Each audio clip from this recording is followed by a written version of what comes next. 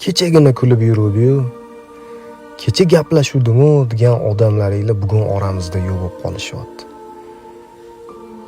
Erkaklar bor g'am tashvishini, alamini ichiga yutib, ichidan chirib tamom bo'lyapti-da. Oxirgi nafasigacha kurashadi. Bir kunda arzimagan bir kichkina bir esgan shamol har qanday erkakni sindirib oramizdan olib ketib qolyapti shunaqa. Erkaklar yig'laydi, faqat ko'zidan yosh chiqmaydi. Ayollarning pilusi ham shunda. Ayollar yig'laganda yoshlari bilan ichidagi g'am tashvishini, g'uborini tashqariga chiqarib tashlaydi.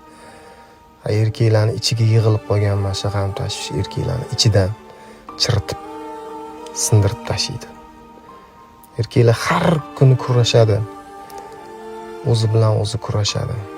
O'zini og'riqlarini, g'am tashvishlarini yaqinlariga, ahli oilasiga, ota-onasiga ko'rsatmasligi uchun, o'zini zaif ko'rsatmasligi uchun kurashadi. Har doim tabassum bilan men yaxshiman deb yuraveradi. Oila boqaman deb erkak kishi mana shunaqa har kuni jangga chiqib ketadi.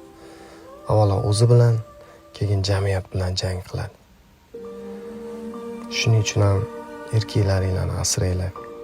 Hurmatli ayollar, onda-sonda ko'ngil so'rab turinglar, opa-singillar, otalaringlardan, aka-ukalaringlardan. Chunki ertaga kech bo'lishi mumkin, armon bo'lib qolishi mumkin.